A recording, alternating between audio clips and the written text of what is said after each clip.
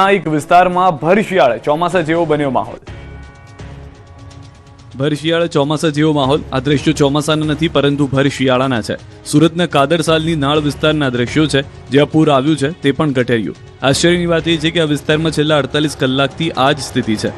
કાદરસાલની નાળમાં ગટરના પાણી ઉભરાયા છે અને તેના કારણે આખો વિસ્તાર જળબંબાકાર બની ગયો છે. આ વિસ્તાર સુરતના મનપાના સેન્ટ્રલ ઝોનમાં આવે છે અને છેલ્લા 48 કલાકથી પાણી નિકાલમાં સેન્ટ્રલ ઝોન સદંતર નિષ્ફળ નીવડ્યો છે. 48 કલાકથી રહીશો દુર્ગંધ મારતા ગટરના પાણી વચ્ચે રહેવા મજબૂર બન્યા છે. સ્થાનિકો હવે જીવજંતુના ઉપદ્રવ અને રોગચાળાની ભીતિ વ્યક્ત કરી રહ્યા છે. 48 કલાકથી પાણી હોવાથી લોકોને ગંદા પાણીમાંથી પસાર થવું મજબૂર થવું પડી રહ્યું છે. મેટ્રો રેલની ચાલી રહેલી કામગીરીના કારણે આસપાસની ગલીઓ તેમજ રહેણાંક મકાનોમાં ગટરના પાણી ઘૂસ્યા હોવાનો સ્થાનિકોનો દાવો છે.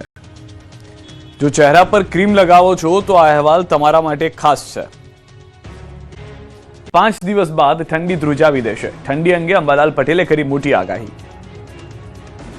શિયાળો અડધો વીતી ગયો પરંતુ હજુ સુધી જોઈએ તેવી ઠંડી પડી નથી. જોકે હવે આ ઇંતજાર પૂર્ણ થઈ શકે છે. હવામાન નિષ્ણાંત અંબાલાલ પટેલે ઠંડી અંગે મોટી આગાહી કરી છે. તેમના મતે 4 દિવસ બાદ 22 ડિસેમ્બરથી ઠંડીમાં વધારો થશે. એટલું જ નહીં, 27મી બાદ તો કાતિલ ઠંડી જોર પકડશે અને જાન્યુઆરી મહિનો આખો ઠંડો રહેશે.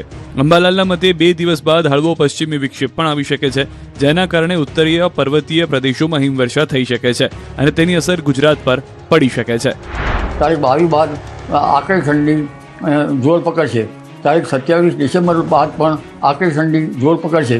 આ વખતે જાન્યુઆરી માસ ઠંડો રહેવાની શક્યતા રહેશે. અંબાલાલના મતે 3 દિવસ એટલે કે 21મીએ કેટલાક ભાગોમાં વાદળો આવી જશે.